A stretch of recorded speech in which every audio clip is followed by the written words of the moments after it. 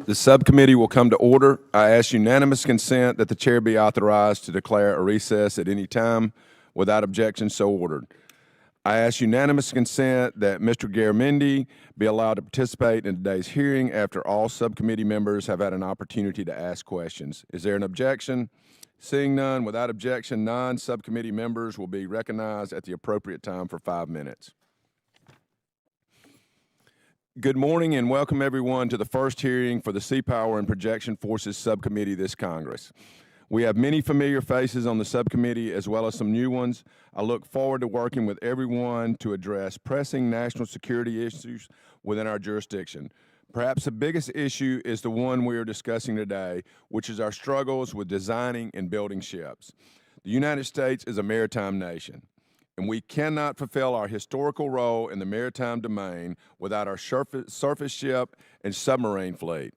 Unfortunately, China and our peer competitors have also studied Mahan's work. They show the value of maritime strength and have made significant leaps in the size of their commercial fleet as well as their naval strength. If we expect to deter or defeat any peer adversary, we must maintain America's command of the world's oceans. We have a requirement for 381 ships based on the most recent Battle Force Ship Assessment and Requirement Report of 2023. Unfortunately, the most recent 30-year shipbuilding plan lays out a path where we wouldn't meet that mark until 2050. That plan also makes assumptions on procurement costs and the rate of ship delivery that may no longer be viable. The results of last year's 45-day shipbuilding review showed many programs were significantly behind schedule. Some of the expected delays are alarming. For example, delivery of the Constellation-class frigate is expected to be delayed for 3 years. However, it is unclear what lessons we have learned from that review, and President Trump is right to order another. These problems are why I'm so excited about the President's plan to stand up a dedicated shipbuilding office in the White House. This is a critical step towards ensuring that shipbuilding remains a national priority and that we take a whole-of-government approach to strengthening our industrial base. Interaction is not an option because our shipbuilding struggles are more than just schedule delays. Our witnesses from GAO and CBO have published several reports detailing severe cost overruns and extreme increases in unit costs for many programs. If this trend continues, we may not be able to recapitalize our fleet without sacrificing other budget priorities. To address these challenges, we need more than just small adjustments. We need a bold and comprehensive commitment to rebuilding our shipbuilding industrial base. That is why I introduced the Bipartisan Ships Act in the 118th Congress and am working to reintroduce it this Congress. Investments in modernizing shipyards, strengthening workforce development, and stabilizing supply chains, as outlined in the Ships Act, will be a key to ensuring that we can sustain a modern, capable Navy while reducing dependence on foreign suppliers. It will also create thousands of good-paying American jobs and strengthen communities. To say this plainly, we must act now. Whether through changes to our procurement processes, stronger industrial base investments, or cultural shifts within shipbuilding program offices, we need to make these decisions sooner rather than later. I look forward to having a frank conversation today and hope that we'll be able to examine our current problem through real transparency.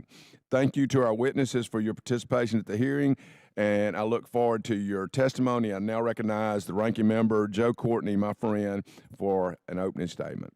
Thank you, Mr. Chairman, and again, to our witnesses, this is obviously our leadoff hearing, which obviously I think speaks volumes about the priority that this subcommittee gives to this issue, and actually the Armed Services Committee as a whole. Article 1, Section 8, Clause 13 states Congress shall provide and maintain a Navy, not the President, not the Navy. So obviously the opportunity and mandate for us to move forward really rests with the Article 1 branch of government. And again, I agree with Mr. Kelly's sort of strategic description of what we're looking at in terms of the need for strengthening the sea services and expanding the fleet size, whether it's Indo-PACOM, Europe, Northern Command, Southern Command, Central Command. It's the combatant commanders' demand for Navy ships and Coast Guard ships, for that matter, outstrips obviously the size of the fleet, and we have to do everything we can to expand in capacity and accelerate production cadence to meet the moment that's there. I have a statement which I'm not going to read all the way through because, again, we have lots of testimony to hear, and I want to give also members an opportunity. But I would just note a couple of things reviewing your testimony, which is that this subcommittee has not been a bystander over the last 10 years in terms of real meaningful changes that are happening and helping in terms of cost effectiveness and efficiency in the shipbuilding process. The National Sea-Based Deterrence Fund, which again is on the books, created multi-year authorities for the construction of the Columbia-class submarine. And again, we have the numbers, which shows the savings that multi-year process has actually generated. And again, the feedback, whether it's from the shipyards or the supply chain, have emphasized over and over again how valuable that change in terms of the procurement process has been in terms of getting what the Navy describes as the most important acquisition program in their portfolio, recapitalizing our ballistic submarine fleet. Number two, the submarine industrial base funding, which started in 2018, again, originated on this subcommittee, a recognition by a lot of us who represent shipyards that investing in workforce, supply chain, and facility had to be basically increased outside of just the regular procurement line items. The first year we did it in 2018 with Jim Langevin, it was a $20 million plus up to the Navy's budget.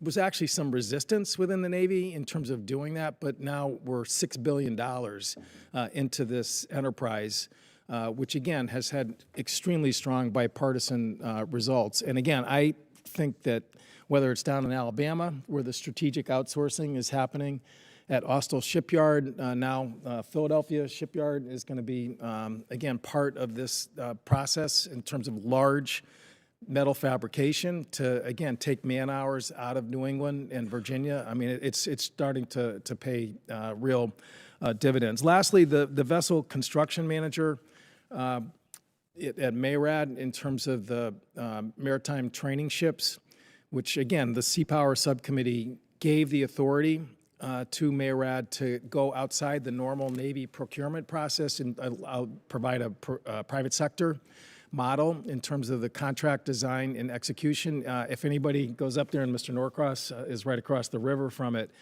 you'll see that those 6 huge 600-foot-plus ships are being delivered on time within that contract structure. And frankly, we need to, and Mr. Seidel and I had a talk about this in the office the other day, those are the kind of tools that we need to implement in terms of getting, as the president said, faster and bigger. And again, we can sort of be a big partner in terms of producing that. So my last sort of concern is, and I'm hearing this, I had a supply chain event up in Hartford yesterday. The tariff impact in terms of steel prices and other commodities that go into shipbuilding is being impacted. I mean, that is just, the rolled steel increase since January is like 26% in terms of just what vendors are seeing out there. And I think, frankly, that's part of this issue, which is that when we're talking about cost overruns, and the GAO report goes into it in chapter and verse, we've got to, think holistically here in terms of just, this is not just an NDAA issue. There's large, policy issues that even tariffs are going to impact whether or not we can build steel ships with nickel alloy coming from Canada. I mean, it's just, that's just a reality that's there. Everybody's got to be, their head on a swivel in terms of really looking around and making sure that we're making good and smart choices. Again, the Office of Shipbuilding, which the White House has set up, manned by Ian Bennett, Mr. Kelly's staffer, I think is a very encouraging sign. We're very excited, and we're hoping that the SAWS initiative, which faltered at the end of the last administration, is something that, again, people are going to take another fresh look at if we want to accelerate and expand the size of shipbuilding. That's probably a longer statement than my written statement. I apologize to the members that are there. But again, I think there's a lot of passion and interest in this issue. And again, we've got a great panel here today to explore that, and with that, I yield back. Mr. Courtney and I, neither one ever talked very long. That highlights the importance of this hearing, that we felt the need to talk that long about this very important thing. I first recognize for 5 minutes Dr. Brett Seidel, who serves as the Principal Civilian Deputy to the Assistant Secretary of the Navy for Research, Development, and Acquisition. He is currently acting as the Assistant Secretary of the Navy for RD&A. Prior to his service within the Department of the Navy, he had an extensive private sector career in automotive manufacturing. Dr. Seidel, you are recognized for 5 minutes. Thank you. Chairman Kelly, Ranking Member Courtney, and distinguished members of this subcommittee, good morning. Thank you for the opportunity to appear before you today to address the state of U.S. shipbuilding. Prior to assuming duties in January as Acting Assistant Secretary of the Navy for Research, Development, and Acquisition, I spent almost half my career in the private sector running manufacturing organizations before leading change in our Naval Research and Development establishment for the past 20 years. I also spent time leading our nation's public shipyards as the Acting Executive Director of NAVCO4. I'd also like to welcome my esteemed co-witnesses, Dr. Eric Labs, Ms. Shelby Oakley, and Mr. Ron O'Rourke. I am very familiar with your work and respect the passion you bring to these endeavors and the impact your work has on strengthening our great Navy. I believe we have much in common, as I was not raised in the shipbuilding environment and therefore not saddled with preconceived notions of this is how we've always done it. I certainly welcome informed perspectives from those who are passionate about strengthening our fleet. I am, however, proud of our Navy on a myriad of fronts. U.S. shipbuilders continue to produce the highest quality, safest, and most advanced warships on the globe. I have taken to saying every time I speak publicly in this role that the finest Navy ever assembled in the history of the world is coming to a theater near you, and they're bringing their A game. And at a time when outstanding performance against adversaries is needed in contested maritime commons, from the Red Sea to the Western Pacific, that is exactly what our Navy is delivering, and I, for one, am proud to be a part of those efforts. However, the U.S. shipbuilding industry is challenged to produce the quantity of ships at the rate required for lasting effect, sustainable growth in the battle force inventory, and the Navy is challenged in providing consistent direction as the underpinning for their success. On balance, cost and schedule performance remain challenged, with deliveries approximately 1 to 3 years late and costs rising faster than overall inflation. These issues are prevalent across the nuclear and conventional shipbuilding communities, with both Navy and industry sharing responsibility. Some of our challenges include atrophy of the manufacturing sector, depressed investment, workforce shortages, diminished proficiency, as well as supply chain disruptions. Historic underinvestment and industry consolidation following the end of the Cold War have reduced competition and capacity at the Tier 1 shipyards and their suppliers, leading to resource-constrained scheduling that is behind our targets. Burdensome acquisition processes, pre-COVID contracts, and shifting Navy requirements also contribute. Having said the above, I firmly believe our collective challenges can be overcome. And this committee has my passionate commitment to collaborate with Congress, industry, academia, training organizations, trade associations, as well as all levels of government in pursuit of improved cost and schedule performance. I intend to look forward, to drive change, and collaborate with our industry partners in healthy ways to improve American shipbuilding. My most enduring focus will be on improving trust, accountability, and credibility with Congress and shipbuilders, which is critical to leading the type of improvement necessary for our continued success around the globe. Our nation and the world needs the strength of our Navy, and my intent is to do everything in my power to deliver on that promise. I'm excited to be here today and look forward to answering your questions. I now recognize Dr. Eric Labs, who is a senior analyst for Naval Forces and Weapons at the Congressional Budget Office. He has published many studies related to today's topic, and his work has helped inform much of this subcommittee's work. Dr. Labs, you are now recognized for 5 minutes. Chairman Kelly, Representative Courtney, members of the subcommittee, it's a pleasure to be here today to discuss the state of U.S. shipbuilding. Mr. Chairman, with your permission, I'd like to submit my statement for the record and summarize a few key points. First, costs for Navy shipbuilding programs have grown and are growing. Cost overruns for 46 ships the Navy has under construction grew threefold over the past budget year, from $3.4 billion to $10.4 billion. The Navy's 2025 shipbuilding program is the most expensive one to date. CBO estimates it would cost an average of $40 billion per year, every year between now and 2054, to buy the 364 new ships in the Navy's plan, which is 46% more than the average shipbuilding appropriation over the last 5 years. In addition, by 2054, the Navy's top line would need to increase by 1/3 in real terms to pay for the associated costs of operating a larger fleet. The successful implementation of the Navy's plan depends on the shipbuilding industrial base being able to recover from its current challenges over the next 15 years. And those challenges are the most severe that I have seen in the 30 years I have been CBO's naval analyst. One of the reasons naval shipbuilding is challenging was that, in the face of the headwinds of COVID and the decline of interest in manufacturing jobs in the United States, the shipbuilding program progressively increased the demand for naval tonnage. Between 2014 and 2024, the amount of naval tonnage under construction rose by 80%, from 68,000 tons to 123,000 tons annually. For combat ships, the increase was 65%. Submarine tonnage alone increased by 70%. That required a substantial increase in shipyard labor, and the yards, for a variety of reasons, were not able to keep up. Under the 2025 plan, the growth in demand for naval tonnage would continue. Between now and 2034, the average amount of tonnage under construction would increase by another 45%. For combat ships, it would grow by another 50% and remain there through 2054. In particular, submarine tonnage construction would increase by another 70% and would only abate once the Columbia class was complete. Those developments have led to lengthened construction times for ships. For example, aircraft carriers used to take 8 years to build, now they take 11. In the 2000s, attack submarines took 6 years to build, now they take 9. Destroyers and amphibious assault ships used to take 5 years to build, now they also take 9 years to build. That then led to substantial cost growth. For example, attack submarines used to cost about $3 billion a few years ago. Now they cost $4.5 billion and are still growing.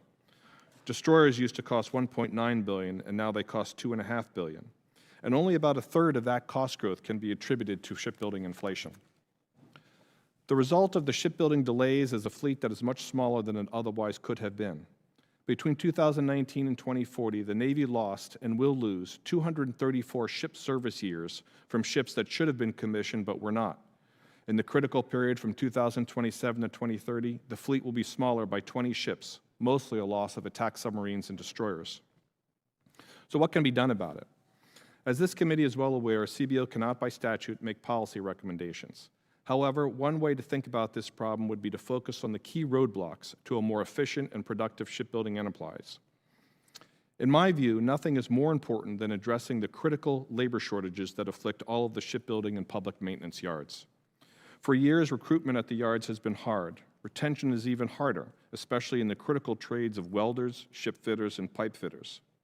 Many, if not all, of the yards report attrition rates in the touch labor force of 20% or more. In the critical trades I just mentioned, attrition is running at 30%. Any policy that improves the labor situation is worth considering, from substantially increasing wages, to improving benefits, to helping make housing more affordable, to providing tax benefits for doing this critical work, to improving the quality of life in the shipyards, to increasing the use of robotics and automation. In my view, without fully addressing the challenge of labor, all other efforts will be marginal. A second consideration would be to diversify the Navy's shipbuilding portfolio such that other yards could be brought into the production business.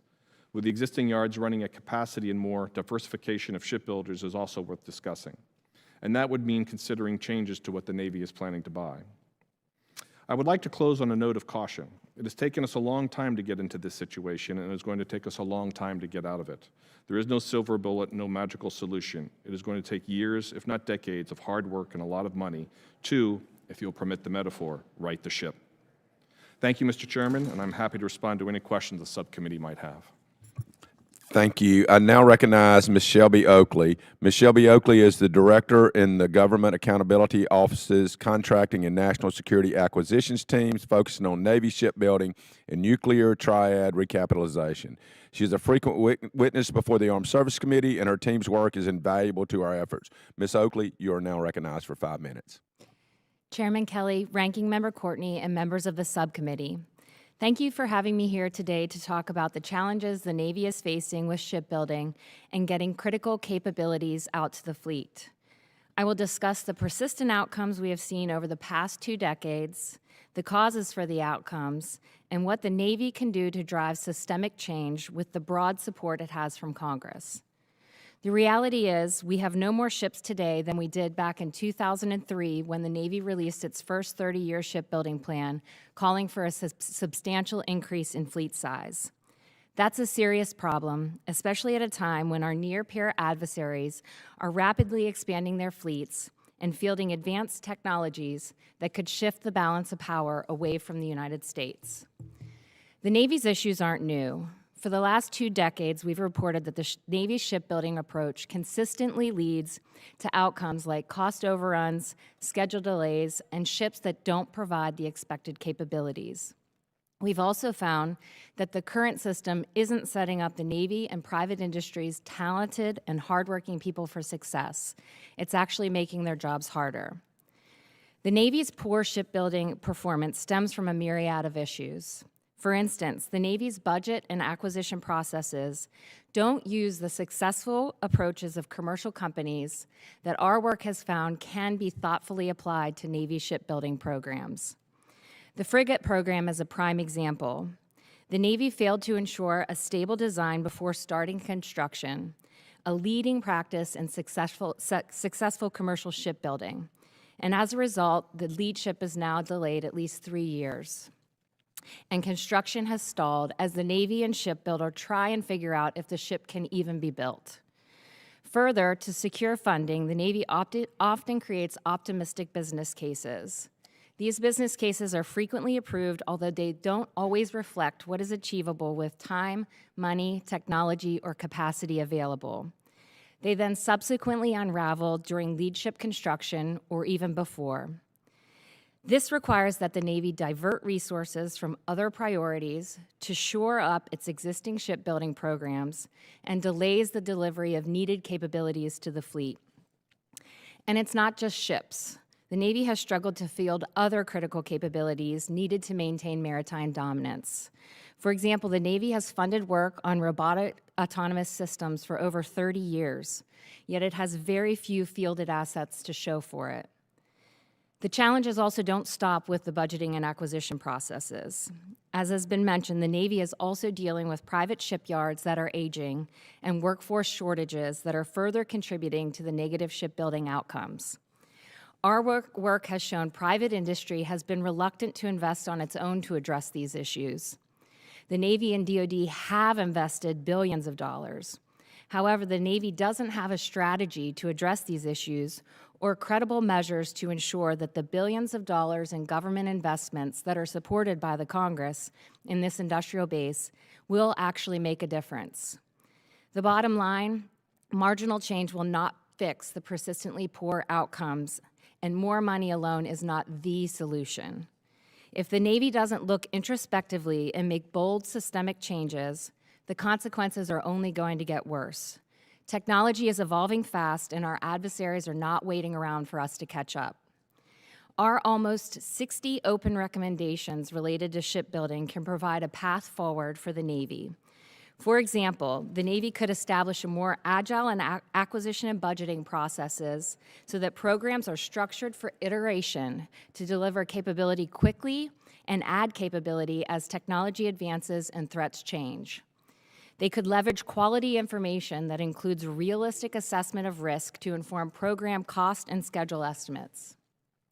They could develop and leverage digital tools to gain information about design feasibility earlier and better incorporate feedback from the fleet, and then use this information to ensure ship designs are stable before making major commitments to buy new ships.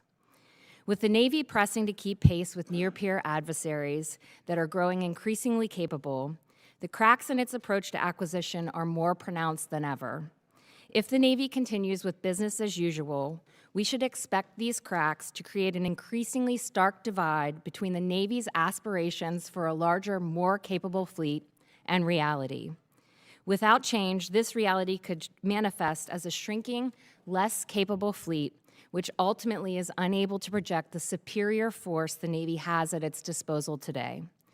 Chairman Kelly, Ranking Member Courtney, and members of the subcommittee, this concludes my statement. I'm happy to answer any questions you have. Thank you. I now recognize Mr. Ronald O'Rourke. Mr. O'Rourke is a Naval Affairs Analyst for the Congressional Research Service. He has authored many relevant articles and reports on today's topic and conducted extensive research on shipbuilding programs. Mr. O'Rourke, you are recognized for 5 minutes. Chairman Kelly, Ranking Member Courtney, distinguished members of the subcommittee, thank you for the opportunity to appear before you today. The Navy is currently facing challenges in designing ships, building ships, crewing ships, and maintaining ships. It's the most significant combination of challenges for the Navy that I've seen in my 41 years at CRS. The requirements process is central to Navy ship acquisition, but it can cause ship design to grow in size and cost during the conceptual design phase, as happened with the Zumwalt destroyer. It can undermine apparent design acquisition strategy, as appears to have happened with the Constellation-class frigate, and it can lead to design construction concurrency, as happened with the Littoral Combat Ship program. The projected delays in Navy shipbuilding are quite significant, and industrial-based capacity constraints are present at both shipyards and supplier firms. As Dr. Labs mentioned, workforce challenges are a central factor. Some observers have characterized the situation as a strategic liability for the United States in competing with China. My prepared statement presents 15 options for expanding and using shipbuilding capacity. Many of them relate to the workforce. Most of them are being pursued to some degree by the Navy and industry, but could be pursued more intensively or at broader scale. The Navy's current overall approach to ship acquisition, which might be referred to as the current American naval system, includes 3 elements that I assess are contributing to the Navy's challenges in designing, building, crewing, and maintaining ships. First, the Navy treats its force level goals for various ship types as more precise and durable than they really are, and then chases those subject-to-change goals by continually tinkering with ship procurement profiles, leading to production inefficiencies and industrial-based challenges. Second, the Navy is sub-optimizing ship design efforts at the individual ship level instead of optimizing them at the fleet-wide level. In other words, the Navy is building a fleet without truly designing a fleet, leading to challenges throughout the ship design, build, crew, and maintain life cycle from trying to manage an assemblage of individually developed bespoke ship designs. And third, the Navy is developing shipbuilding programs without adequately taking into account the features of the U.S. society that will be called upon to design, build, crew, and maintain those ships.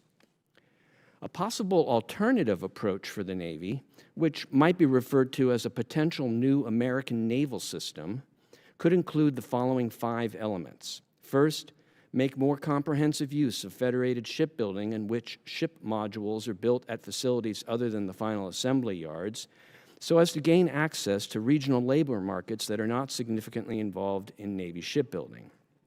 Second, move the Navy toward a more comprehensive and systematic kit of parts approach in which standard components go into standard systems that are installed on ships with standard internal features.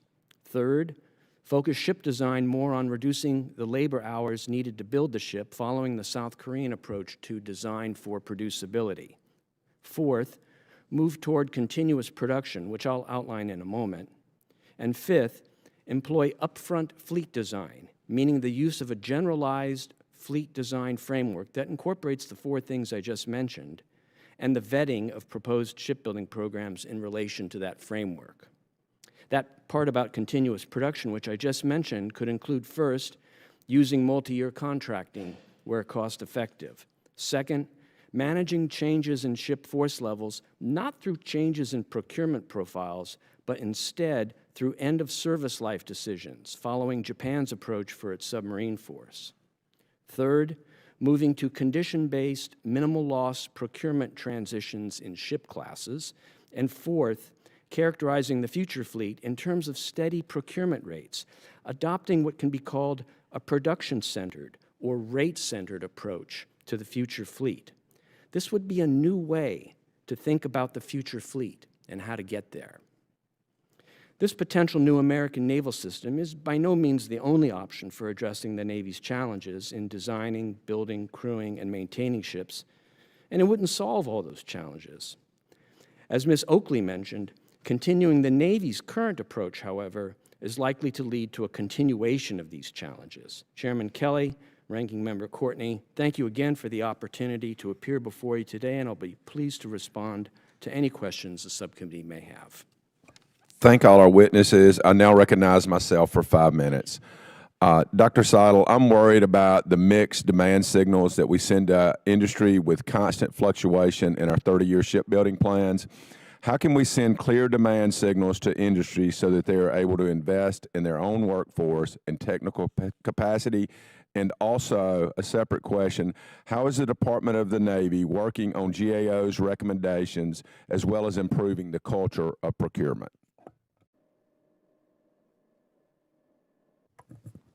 Thank you, Chairman Kelly. I appreciate the question, and thanks for the time last week, too. I've had a chance to get down to your neck of the woods and visit with Ingalls and see what they're doing in that arena. And I think it gets to the first question that is around how do we ensure that we keep a constant flow of product through our shipyards. I do think it's critical, and it's not lost on me that that organization has the DDGs and the amphibs. We've done some multi-ship procurements to make sure that they are staying fed well. And as a result, there's consistency in approach, and I think certainly in the amphibs, it's one of the success stories that we have where ships are being delivered on time and on budget. So it strikes us to think about how we handle that holistically for the rest of our shipbuilders to make sure that that's happening writ large. I think a part of it is being a little more directive in that workload. I think we do understand which yards can do which work, which platforms are best suited for that, and we need to be thoughtful in doing that to keep the whole enterprise fed well so that they can manage their workforce, their hiring, and retention issues. So my commitment to you is to work with our partners back in the Pentagon to make sure we try to do that well for you. To your point about GAO recommendations, I've had conversations with Ms. Oakley before. I agree with much of what she has said. I think there's real opportunity space there. And quite frankly, I think sometimes we spend a lot of our time communicating via reports back and forth to each other as opposed to working closely together to get after it. And so my commitment to her and her team is that we'll lean into that and get after some of those recommendations because quite frankly, they resonate with me on a lot of different fronts. And just, I want to know, we're the greatest maritime nation in the history of the world. And we are still that, and there's no reason we can't continue to be that. But it takes doing things not the same old way, but it takes taking a hard look at ourselves and getting better.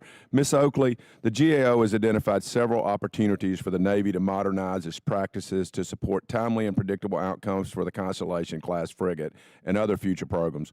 Which of your recommendations relating to design and procurement remain outstanding?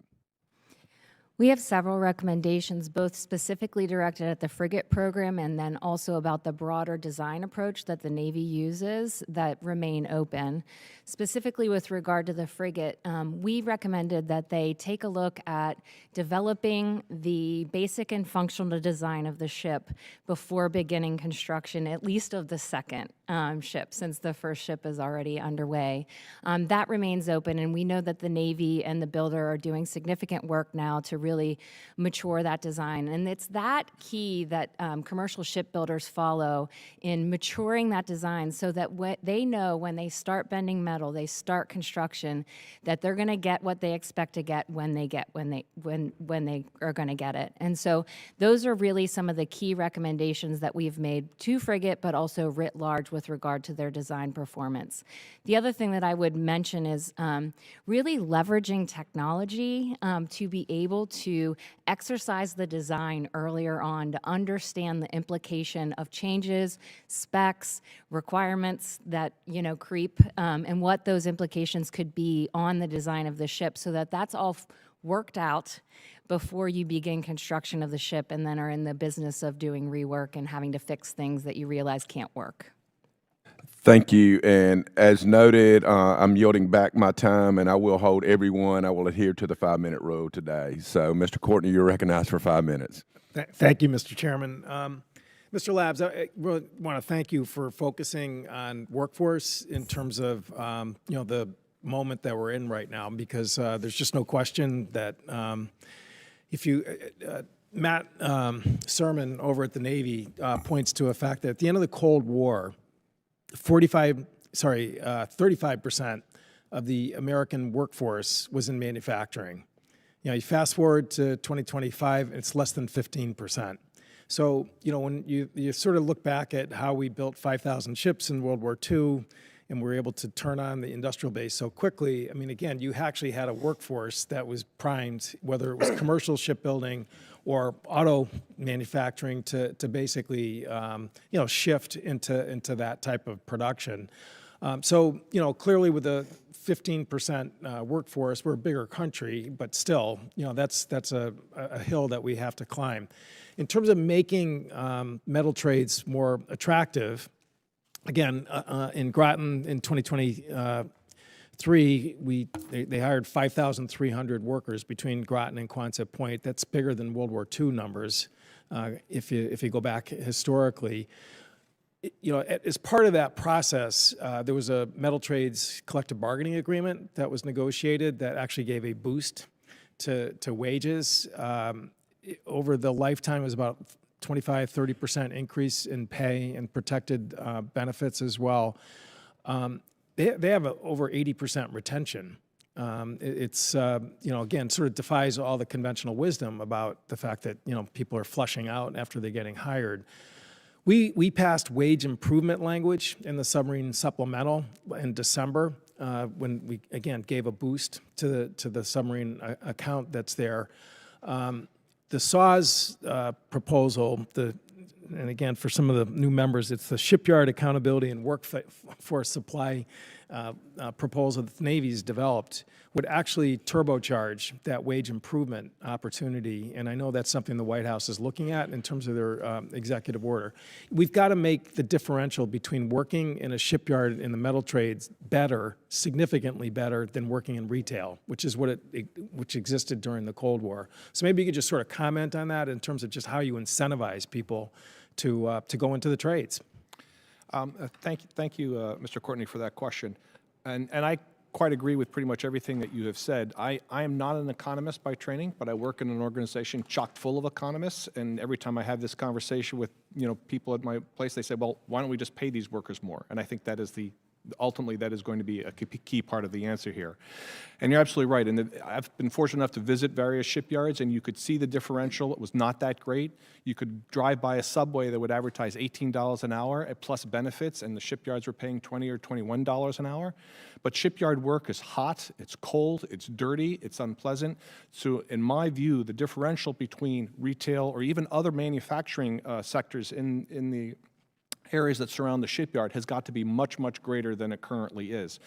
And it's not just wages, though I think wages is important, especially for the entry-level workers, but it's other things, improving the quality of life, to doing what you can to sort of make that process in the yards easier for them, improving benefits of various kinds.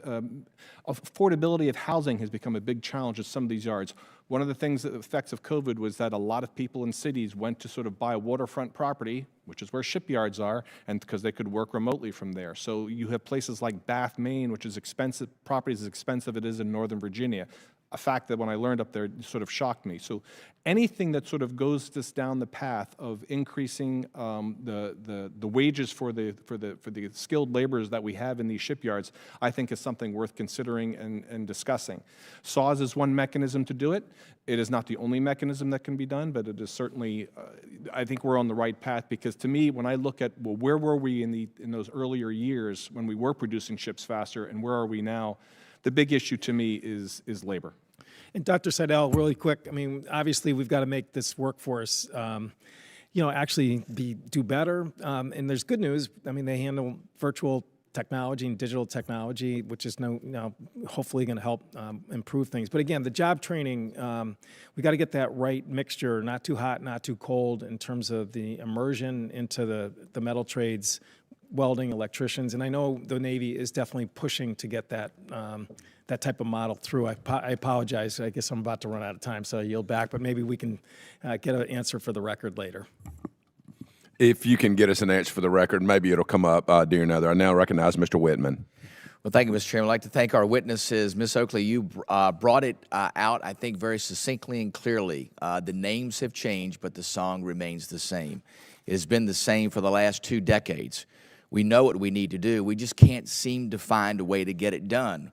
We see issues with workforce. That's a continuing theme. We see an issue with design maturity, design completeness. We see an issue with maintaining the ships that we allegedly are supposed to be building. And we look at A sub O, operational availability, go down.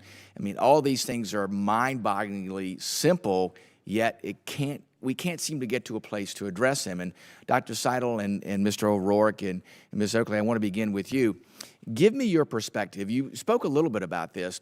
You know, we talk about workforce, yet we have a maintenance industry that has roller coaster rides where lots of ships in the yard and then the ships disappear. We lay people off with the same skills that we need in the build yards.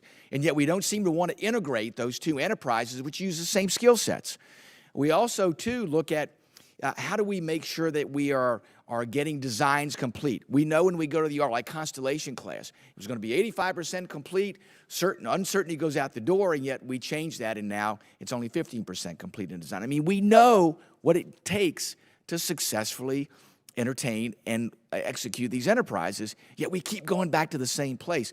Tell me, how do we make meaningful changes that will last and that will be transformational to what needs to happen both in the shipbuilding and ship maintenance industry, because you can't separate the two. They both have to happen the same way. Dr. Seidel, I'll begin with you, then go to Ms. Oakley, and then Mr. O'Rourke. Thank you for that question, sir, and appreciate being here today to talk about this.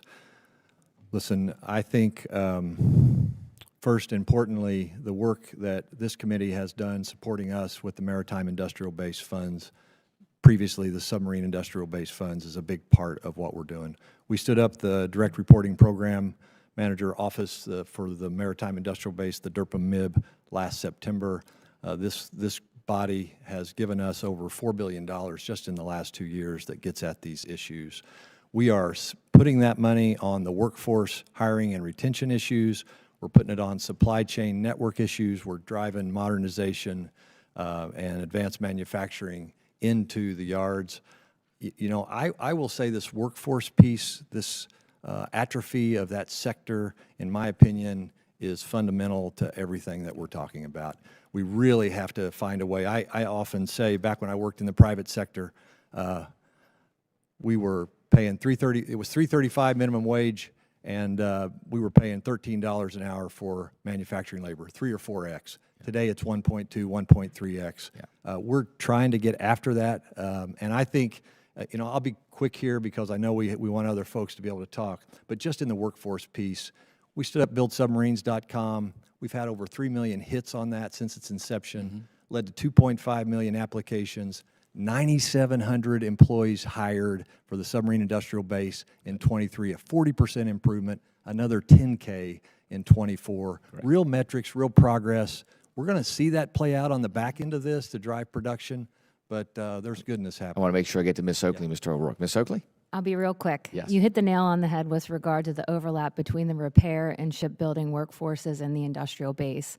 And that's why our recent report on the shipbuilding and ship repair industrial base recommended that the Navy put forth a strategy for how they're going to invest in both of these industrial bases to ensure that they're both going to be positioned to not only deliver the ships that we need, but also maintain and sustain those ships for our fleet. And then secondly, I think one important thing to note about design is that the Navy's own design workforce in-house has significantly atrophied as well. And I think that that's part of the problem that you're seeing with regard to reviewing the design progress and really understanding how mature these designs are before we're making these critical decisions. And I know they're focused on improving that as well, and I think that's a good approach. Thank you. Mr. O'Rourke? I'll make 4 quick points. First, of the various options in my testimony, the one that has the most promise for achieving results the soonest is the one that Dr. Labs has focused on, which is increasing wages. Second, the design issue on the frigate program is another workforce issue because once you abandoned the parent design strategy, you threw that into the hands of the ship design community to redesign the ship. Well, we have a shortage of ship designers in this country, naval architects and marine engineers. So that's another workforce issue. And again, that's a wages issue because these are engineers that could take engineering jobs in other parts of the economy. Mr. O'Rourke, in deference to the chairman, I want to take your additional 2 suggestions for the record. Mr. Chairman, I yield back. Please, if you will provide those. I now recognize the gentleman from New Jersey, Mr. Norcross. Thank you, Chairman, and witnesses for being here today. I'm entering my 2nd decade on this subcommittee, and as Mr. Whitman just said, reoccurring issues, death by 1,000 cuts. We are not talking about anything new today, maybe outside of the labor issue that we weren't talking about 10 years ago. It's all there. In most major yards, you have commercial, military. Some are combined, some aren't. We have large and small ones, which we see here, and then you build and repair, going after what Rob Whitman talked about. The idea that we have lost our industrial base comes down to one issue. We offshored it. The commercial side is gone if it wasn't for the Jones Act. Jones Act said we have to have that industrial base, but it has not been enough.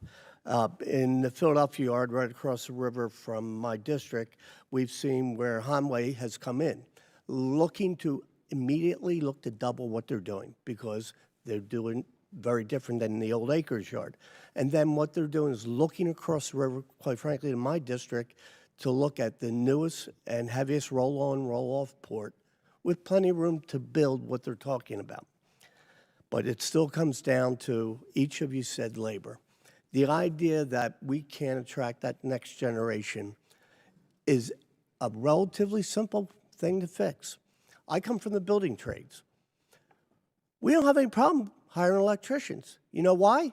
Because we pay them well. You talked about what you used to pay them and what you pay them now. And then you look at the leadership of those yards, what they were paid years ago. They went different ways. This is the simplest thing to fix. Give the workers value that we care about what they do and pay them the right amount of money. It really is that simple. You can get the people if you treat them well and you pay them well and diversify that workforce. So let me go down the line here, starting with you, Dr. Seidel. Labor issues. Do you agree with the wage issue as being number one? If not, please tell me what the number one issue with labor is. No, thank you, sir. I absolutely believe that the labor issue is the number one. And if you just think about what it means if you took the extreme case and we were paying 3 or 4x, people would absolutely show up in droves to work in this environment. It's a very purpose-driven life. Supporting the Navy, they'd be all about it. Thank you, Dr. Lab. Mr. Norcross, as my opening statement indicated, I completely agree. That is why I focused on it. Ms. Oakley? I completely agree and want to let you know that we have ongoing work looking at the shipbuilding trades workforce where we're hopefully going to get into more details on what can be done. Mr. O'Rourke? I see wages as one of the two chief issues, and the other is geographic distribution of the work. Federated shipbuilding can allow us to tap into regional labor markets across the country that are not already tapped out for their potential to generate people who would be interested in shipbuilding. So wages and geographic distribution. So, Mr. Chairman, all four agree. All four agree. Pay the people what they're worth, and you can get them done on time. I yield back. Mr. Norcross, if it was up to me, I would pay them. Yeah. I now recognize for 5 minutes Dr. Desjardins of Tennessee. Thank you, Chairman. Ms. Oakley, last September, GAO issued a report outlining the challenges facing the Columbia-class submarine program. As you know, the timely delivery of these submarines is critical for the nation's nuclear deterrence posture. Yet the first submarine is projected to be delivered over a year late and hundreds of millions of dollars over budget. Can you provide a brief overview of the most pressing challenges affecting this platform?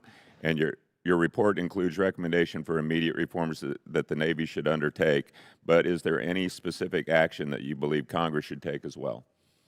Thanks for that question. Yeah, we've been looking at the Columbia-class program since 2017, and we've been identifying issues that were going to be challenges and risks for this program all along. Specifically right now, the biggest challenges that they're facing are with material availability and workforce shortages. And not just workforce shortages, also workforce capacity. So when you're trying to build up a workforce so significantly to be able to do the work that you need done, you experience the issue called green labor, where it just takes a lot longer for those folks to do things, and it also requires a lot more detailed information to be provided to them. And I think that's been one of the biggest struggles that that program has dealt with at this point in time.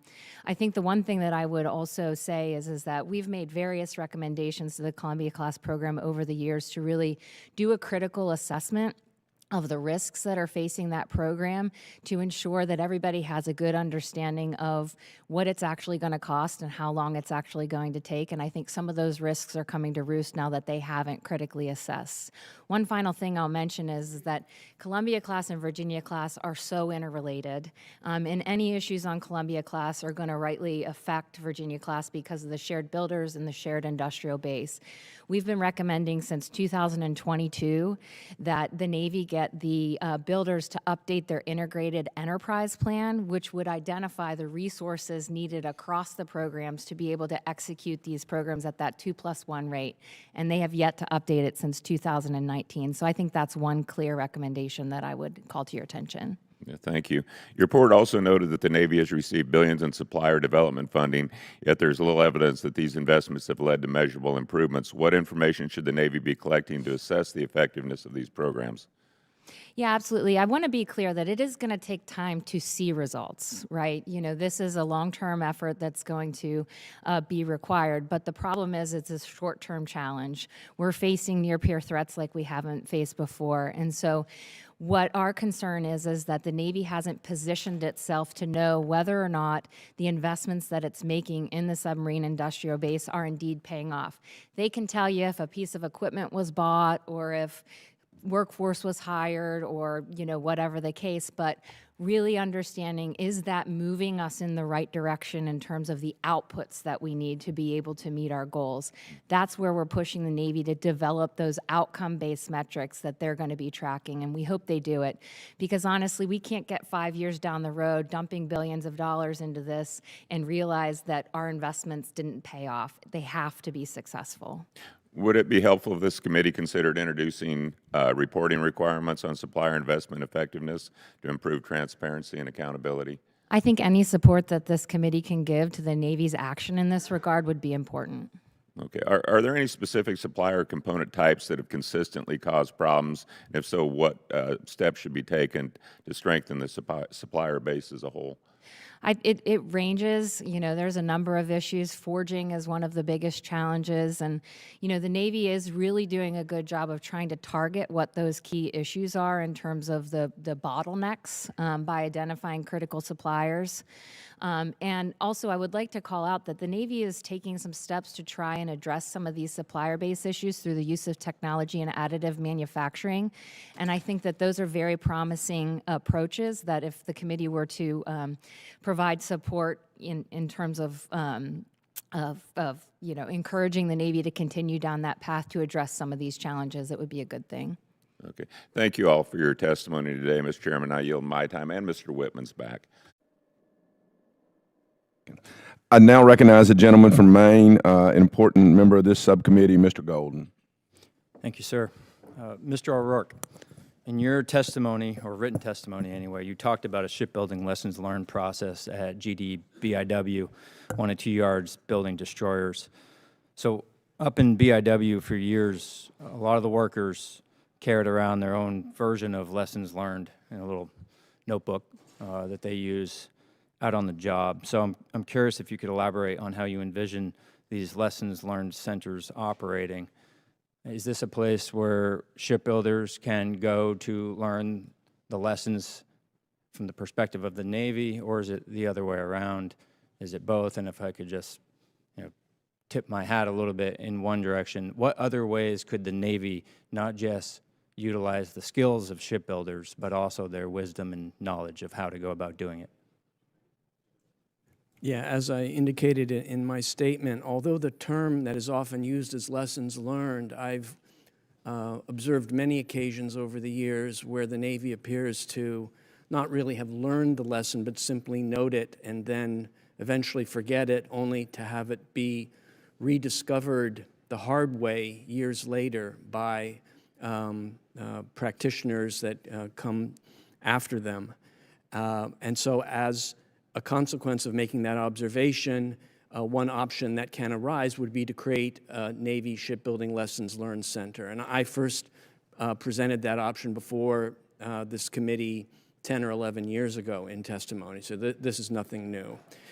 That Lessons Learned Center can be as simple as a physical, meaning a shelf collection of past experiences that have been written down from prior programs, or it could be the electronic version of that sort of thing today, computer files. It could be both. It can be made available to practitioners within the Navy. It could be made available to people within the industry. I don't see why you couldn't make it available to anybody or everybody who might stand to benefit from it. I don't see the option as being that complicated. It's just a matter of deciding that you want to do that. We have lessons learned centers for battlefield lessons and how to fight wars. This would be an analog within the production sphere. Thank you.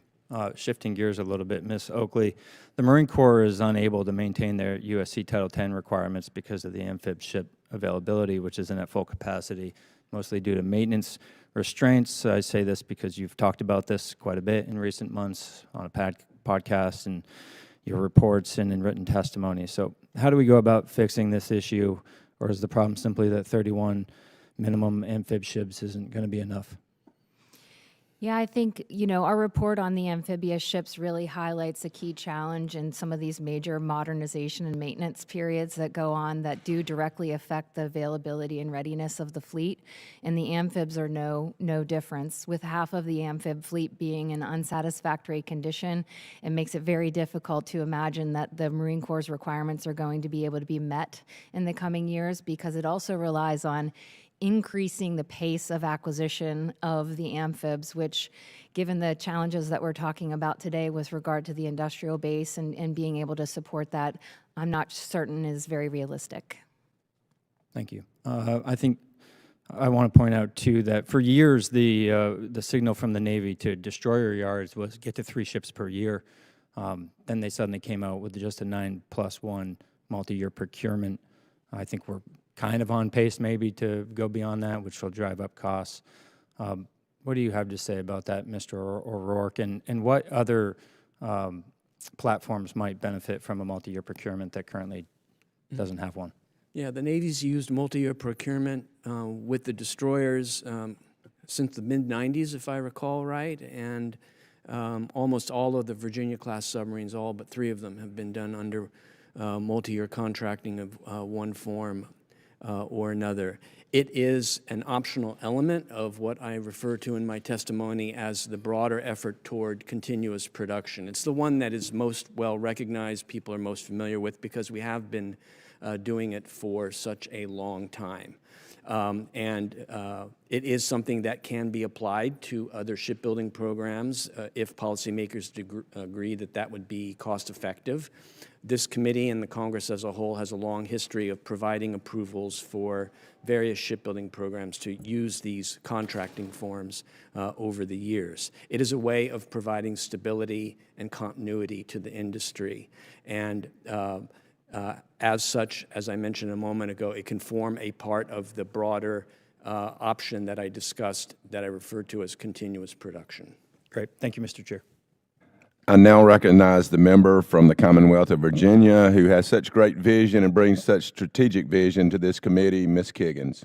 Thank you very much, Mr. Chair, and thank you to our panelists for being here. I have the privilege of representing Virginia's 2nd Congressional District, so Hampton Roads, home to Huntington Eagles, just outside my district, and most importantly, so much ship repair and shipbuilding people. So listening to you all, it's a lot. I wish it was a little more positive direction, but I think there's some important lessons for Congress to learn. We can't keep doing what we're doing, I think, is the bottom line. And it is encouraging to have the President of the United States stand up to State of the Union and talk about prioritizing shipbuilding. The fact that we have now a new Office of Shipbuilding, these are all steps in the right direction. But I think we're going to need to see some big overarching changes. And what does that look like? I mean, the ideas you've talked about today between the technology, we can build unmanned aircraft using robotics. Why can't we do better with especially ship components? I mean, the design aspect, I have a son who studied naval architecture at the Naval Academy. I know it was one of the few schools that they actually have that degree. So what can we do, to incentivize kids just to go to the design piece? The labor challenges, it's hard for me to listen to you all talk about. I sat on the Recruitment Retention Quality of Life Task Force that we did from this committee last year, where we looked at all of those things for our active duty side. We improved the pay and compensation, we improved the housing, we improved child care, the health care, the spouse employment. It's the same issues that you all are talking about. And we took 29 amendments that came out of the Senate to the tune of $5 billion that we're making sure in this year's continuing resolution that we're passing, that we're going to hopefully pass today, because it's so meaningful to us, that work that we did, because we cannot keep this all-volunteer force without those quality of life changes for our active duty. But the same can be said, not just for shipbuilding and ship repair, but for our MSC task as well. And we know that with our Navy, we can't do the job that we need to do without our Military Sea Lift Command, which is also important in my district. We've had the opportunity to visit, but we can incorporate these changes across the board. It's interesting that the geographic issue, living along the coastline is historically expensive. I can speak to that from Hampton Roads area, but can we build components in places like the Midwest? I know we're doing it in Virginia and Danville. We've got a great center, but when we take people out of Danville, where they're from, and move them, to other parts where there may be shipbuilding, it's a harder transition. So what does that modular component look like, and that build? I think there's ways that we can do things. But I want to talk specifically, and we printed this poster about the Military Sea Lift Command, and there are so many ships that we can be building that are not warships. I understand, building the warships domestically and what that looks like and our challenges that we're going to work through. But on the MSC side, like for example, we used to have 8 AOEs. We're down to 2. We're down to 2 of these oil. These are, if we don't have ships and food and supplies, we can't keep the fleet at sea. So I'm really focused, and I think we're leaving these guys kind of out of the equation sometimes. But how can we do better on this side of the house? Is it something, I know a few of you have spoken about the South Koreans specifically and involving some of our allied partners, but what does that look like? What is it? Is it a place we need to pursue, that we need to think outside the box and be using our allied partners, especially when it comes to this MSC type fleet? Or I can't do it all domestically. So what can I do? Because I want them as soon as I can get them. But are there any of you can speak to just especially the use of allied partners for things like Military Sea Lift Command? If it's all right, I'll answer that question. Again, I'm not in the business of making recommendations, but I would sort of answer this question this way: is that if you believe you need a larger fleet and you need to recapitalize both the warship fleets as well as the Military Sea Lift Command, then I think that and given that the capacity of current shipbuilding yards is full, looking at the question of our allies being able to supply some of these types of ships is something that is worth considering. There's all kinds of advantages and disadvantages of bringing the allies and partners into the shipbuilding portfolio, whether domestic or overseas. But, in December, President Trump, he made a suggestion along those lines in an interview with the press, and it seems like the public would benefit from that. The Japanese and the Koreans in particular are build outstanding ships that fall into the military Sea Lift Command portfolio, if you're talking about ro-ro ships and cargo ships and things like that. Some of the more specialized ships under the military Sea Lift Command might still be better built in American yards, but it is at least worth having that public debate and having that conversation about whether others need to be brought into it, not only for Navy but also Coast Guard and icebreakers. That would be another place to sort of have that conversation as well. I agree. Do any of you others have thoughts on that?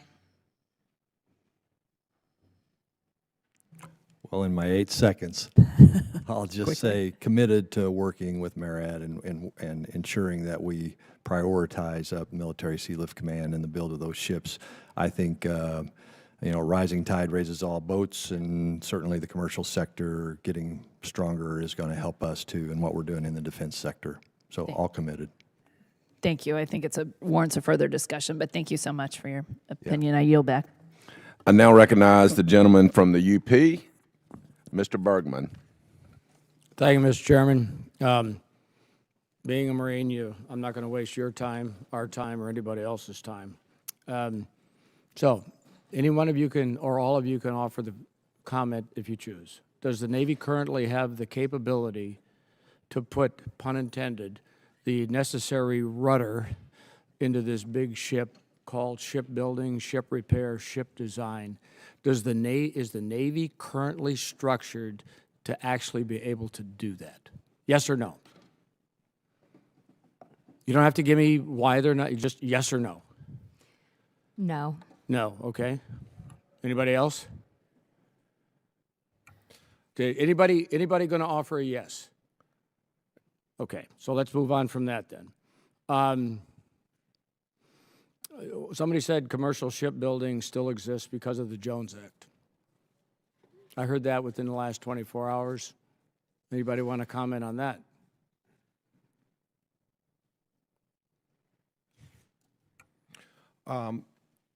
As you well know, Congressman, there is very little commercial shipbuilding done in American shipyards today. To the extent that there is some commercial shipbuilding that does occur, it does seem to me that it is mostly Jones Act ships, which is building ships for intra-United States trade between one U.S. port and another U.S. port. So that is simply the current description of where we are today. Okay. Thank you. Mr. O'Rourke, you cited the South Korean model, and we just talked about it in the last questioning. Could you name one or two things that the South Korean model exhibits, utilizes, that maybe you think we should adopt? I think the Navy certainly has the opportunity to adopt those practices that the South Koreans follow that I mentioned in my testimony. In fact, I became aware of them via a conference of two professional societies that relate to Marine engineers, and they were speaking mostly to Navy people. And it was their view that those practices should be imported into the Navy's own practices. Okay. So right from the outset, the whole reason for my awareness of South Korea's practices in that regard came from professional conferences where people working in the field were telling that to the Navy. Okay, so my understanding of what you said was some professionals who were attending a conference referenced the South Korean model as a positive. Okay, are there any other countries that would come close to the South Korean model, or something else that that we could learn from or partner with, or however you want to call it? Yes, the other country you could learn from is Japan. Japan and South Korea are often mentioned almost side by side when people talk about best practices on a world standard in shipbuilding. And there are two things that You could learn from the Japanese. One, which you can also learn from the South Korean, is how to manage shipyard operations more efficiently in terms of training new workers and staying on top of and managing the material flow through the shipyard.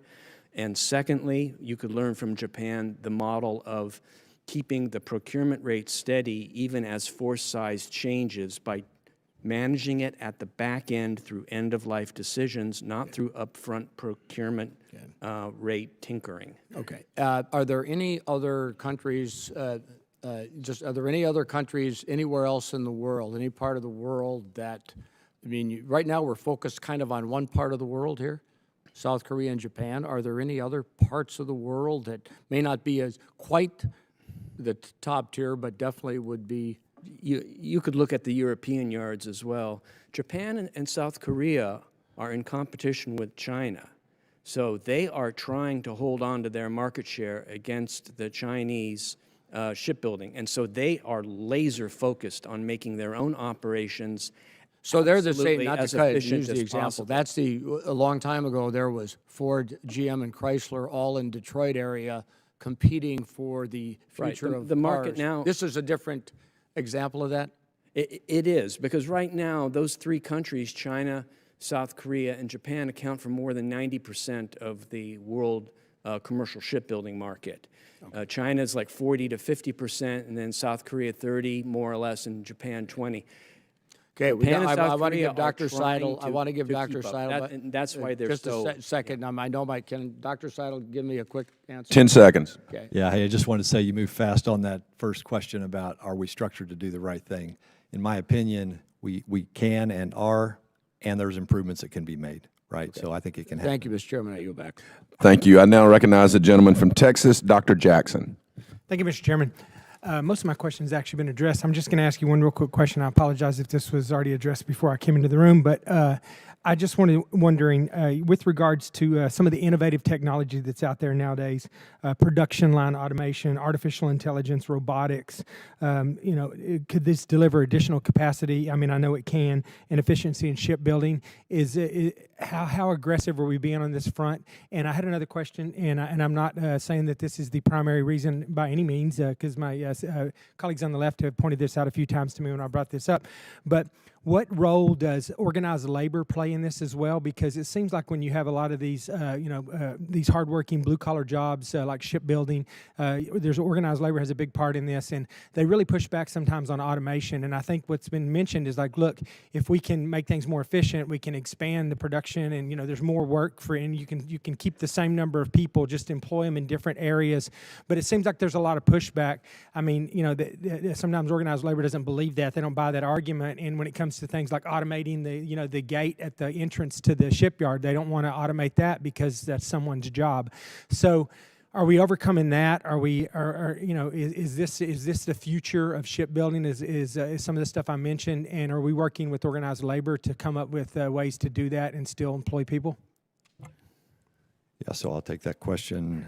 Listen, we are spending a lot of effort on modernization of the yards, trying to drive in advanced manufacturing techniques. We're also working with our supply chain network. The MIB monies that we talked about are going toward those efforts. We have right now quickly over 700 projects with 300 different suppliers across 33 states.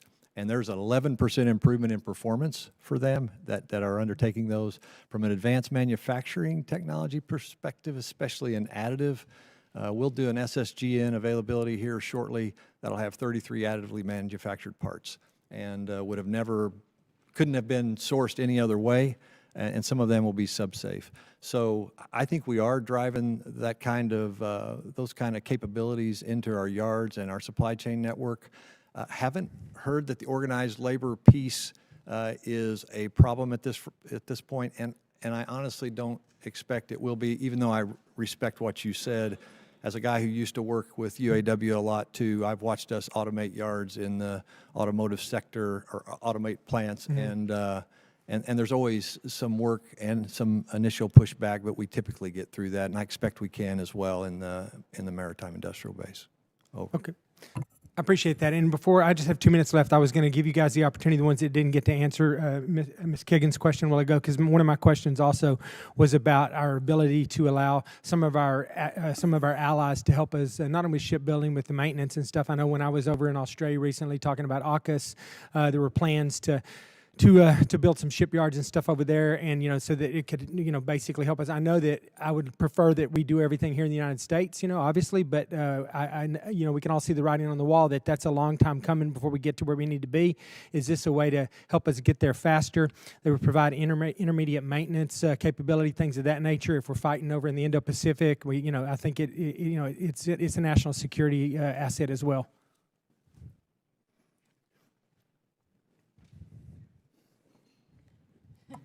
Listen, the AUKUS partnership, obviously very important to us, and we're doing everything in our power to support the 1+2 and 1+2.33 to get there. I think it does help us, and having strong relationships in that trilateral agreement, certainly very critical. I'll yield so other folks can have a chance.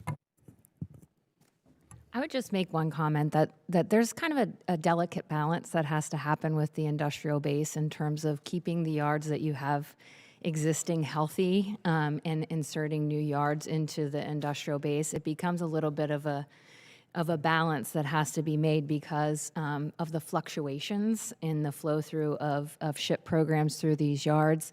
Any one bad year could result in laying off employees in some of our existing yards. And so I think a real holistic look at what the solutions are to be able to shore up that industrial base and ensure we have a vibrant commercial shipbuilding industry that then supplements and augments our naval shipbuilding industry is, I think, a key area, should be a key area of focus going forward. Thank you, ma'am. And it looks like I'm out of time, so I'll just leave it there. I'll yield back. Thank you, Mr. Chairman. Now recognize the gentleman from Louisiana, Mr. Higgins. Thank you, Mr. Chairman. Mr. Chairman and my colleagues, I think we recognize the significance of today's hearing, and we have to tackle this thing. The United States shipbuilding industry has the capacity to meet our nation's maritime needs, yet we've seen in modern history, we've seen a disturbing trend of inconsistent government contracting, excessive program engineering, design changes that are endless, lack of long-term commitment that when all combined, that prevents shipbuilders, especially smaller shipbuilders, which have historically carried a great burden of our requirements of our nation afloat a Navy that's indomitable around the world. We need our smaller shipbuilders across the country to be vibrant and successful. But we have baked in a formula that makes it quite difficult for them to perform. And investments in like workforce expansion and infrastructure for the smaller shipyards requires a solid long-term commitment with their government partners when they're building vessels so that they can be healthy and vibrant and have the strong workforce with time on the job and the appropriate infrastructure and modernization to perform on the next contract. So the revitalization of our shipbuilding industry could very well determine the outcome of our next conflict. So we have a heavy responsibility here to pay attention to it.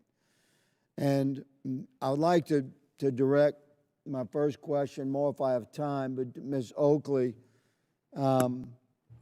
given the strategic importance of strengthening our domestic shipbuilding base, which is a common theme here today, what do you see as the primary obstacle regarding what I refer to as the baked into the formula coming from the Navy and DOD regarding constant design changes and a moving target for our shipbuilding industry? Could you address that, please? Yeah, I think there's a couple of things. In my opening, I mentioned that the Navy often puts forward optimistic business cases, right? So the best case scenario in terms of the cost and schedule estimates, given the risks that are apparent on these programs. Everyone knew that this was going to be a challenge to build up, for example, for the Columbia-class program, the Virginia-class, maintaining both of those at the same time. But we didn't act on that information soon enough to be able to respond. And so I think that really critically examining... You said soon enough, but you're describing years past, correct? Yeah. Yes, ma'am. Please continue. So I think one of the biggest challenges with regard to what we've seen in Navy shipbuilding over the years in respects to design is that not enough work is done up front to be able to know what we're signing on the dotted line for. Agreed. And Howard, if I can shift, because I'm respectful of your time and the ticking clock here. Regarding American yards and shipbuilding, and how the Jones Act plugs in there. Would you address the consequences of overdependence from an American perspective and a national security and indeed a world security perspective, for America's the danger of overdependence on foreign shipyards and how that plugs into the Jones Act, for instance, in the icebreaker realm? I think the ships should be made in America. Would you address that topic, please, Ms. Oakley? I think there's always a challenge with regard to leveraging our allies and leveraging foreign shipyards for things that are critical to our own warfighting efforts. And I think there has to be a real understanding of what the impacts of that are when making those decisions. Also balanced with what can our industrial base realistically provide us. And I think that that's part of the problem right now is that we're hoping that this industrial base can be mobilized to be able to meet our needs and grow our fleet to 381. Would you agree that to identify a category of vessels as, say, crucial vessels, would you agree generally that American treasure should be invested in American shipyards in the building of crucial vessels?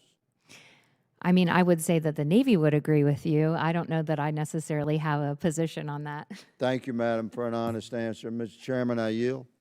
I now recognize the gentleman from Guam, who is such an important member of this subcommittee and also has a very strategic region of the world which he represents, Mr. Moreland. Thank you, Mr. Chairman, and for holding this hearing today to discuss, as you mentioned, this critical shipbuilding need. And Guam is a key strategic asset in the Indo-Pacific and playing a crucial role in defending our nation. Its location makes it an important logistical hub for moving personnel and supplies to support our presence in the region. Our nation faces challenges across the defense industry base, particularly with shipyards and shipbuilding.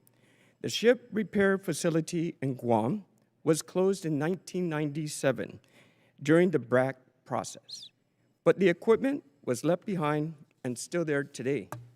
With the increasing threats in Indo-Pacific, we must focus on improving our readiness. This means having the right infrastructure to support our Navy ships and submarines, which are essential for deterrence and protection in the region. As we prepare for future conflicts, it's vital to maximize all available resources to enhance ship maintenance and repair capabilities. We cannot overlook Guam's potential to provide the support needed to keep our military assets ready and operational in this key region. So my question for Mr. Rourke, you mentioned that poor planning, scheduling, and funding are the main challenges affecting the timely completion of ship maintenance and repairs. Do you believe having ship repair capabilities in Guam could help mitigate the scheduling issues by cutting down the return time from Hawaii to the mainland? I know that the Navy is interested in improving its ability to perform ship maintenance in the Indo-Pacific region, and that extends even to a Navy interest in wanting to understand what foreign shipyards can do in terms of battle damage repair during time of conflict. If the Navy's interested in that, then it would make sense for the Navy to be interested in making sure that they are taking advantage of the opportunity that Guam presents for ship repair, both on a day-to-day basis and, again, for battle damage repair during time of conflict. Thank you. And as my colleague mentioned, Guam is USA. We can trust U.S. soil, our ship repair folks over there as well. So thank you for your answer. This question is for Dr. Scheidel. Your testimony highlighted the importance of expanding and modernizing key production and repair facilities for our nation's security, given Guam's strategic location. What efforts are being made to reauthorize the lease for the Guam Shipyard Repair Facility to enhance capabilities in the Indo-Pacific? Sir, thank you. Obviously, a very critical spot for us because of everything going on in that region. We are having those discussions right now around where we are trying to do our ship repair and ship maintenance. I concur with everything Mr. O'Rourke said also, and my commitment to you is to continue to have that discussion to try and get to a good solution that helps all of us and improves our tactical advantage there. I appreciate that, and also along with your constant fight to let them know that we're there, we're ready to serve, and Guam is USA, so let's help out one another. So, sir, I appreciate that a lot. I mean it. Appreciate it. And one more question for you, please. How can the federal government leverage partnership with local workforce development programs to address the shortage of skilled workers in the defense industry based to meet production demands? Yeah, I think we are doing a lot of those things, both local regions and nationally. We stood up the accelerated training facility for defense manufacturing in Danville. We have 6 regional pipelines and 1 national pipeline, all part of the SIB and MIB monies that you have also graciously funded us for. So we're putting that to good use to get after trades and labor for the yards, and think we're having good effect there. I think it still then goes back to the attrition issues and what are we doing with wages to make sure that our retention, once we get them, allows us to keep them so that we make the inroads that we need. But we're after that. I appreciate that. We have a lot of young kids anxious to help our nation and get that good education. So with your support, we can help fund that. So I appreciate it. Thank you to the panels. Thank you, Mr. Chairman. I yield back. Thank you. I now recognize a little bit out of order my good friend, the ranking member, Mr. Courtney, for 5 minutes of questions, upon which I'll close after. Great. Thank you, Mr. Chairman. And Ms. Oakley, I just wanted to go back to your comments regarding requirements and design completion before construction, which I could not agree with you more. But in terms of the Columbia program, because it was sort of in the mix there, when Columbia cut its first steel, it was 87% design complete, and I'm old enough to remember the Ohio class submarine program, which it's replacing. It was less than 20% at that time. A lot of land-based testing has been done for, the propulsors, before it even got near the submarine for assembly that's there. And I think, again, that reduced a lot of risk during the process. It's late right now, no question about it. There are 2 reasons. Two primary reasons. The power turbine generator is late coming from Sunnydale. Northrop Grumman, it's a new technology, first of its time. I mean, it's going to take a while but they can't sort of build the rest of the submarine and then have to cut it open to insert that. They have to wait for it. Mm-hmm. And the bow is late from Newport News. Again, there's a Tiger team that's down there working in terms of trying to get that. But in terms of, really a program where the requirements and design was done up front, I mean, honestly, Admiral Papano, I think, did an outstanding job in terms of just relentlessly pushing that sort of sequence as that program was going into place. Dr. Scheidel, in terms of the requirements issue, again, GAO is right about the fact that, this has been, whether frigate and some of the other LCS, just that was changing, it seemed like every hearing Sea Power held over the years. The vessel contract manager that I mentioned in opening remarks, where we used a commercial model for the maritime training ships, which can be converted into a sea lift vessel at time of emergency. I mean, it worked, and it seems like we've had Navy personnel come visit the Philly shipyard to see it for themselves. Again, it just feels like we've got to go more with the Navy in terms of just getting them to let go. Maybe even some of the less exquisite vessels to just sort of, follow what the commercial industry is doing so that we can speed things up. I mean, I was wondering if you could comment on that. Yeah, two things. One, to the point about design, and we've had a lot of discussion about that today, I feel like for success in this arena, it's rigor and discipline in requirements, then design, and production. Because if you're rigorous about all three, then things flow. You don't get out of sequence material. You don't have those kind of issues. I think we have an insatiable appetite for capabilities at times for good reason. We are the finest Navy ever assembled because we have capabilities that outpace our adversaries. And so when we come to those crossroads, we always struggle to say, stop.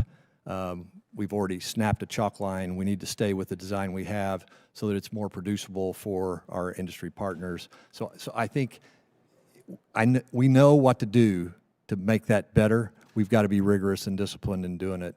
To your point about MARAD and the vessel construction manager, I've taken several briefs on that now. I concur with you. It looks like they've been very successful, controlled some of the little R requirements compared to the big R requirements, and have led to some decreased costs there that I think looks good. So I intend to go meet with them and have some real discussion. I think there's some opportunity in our space to take that model and use it for some of the work that we're doing, and my commitment is to lean in and work to try to do that. I mean, that's great to hear, and anything we can do to push that along.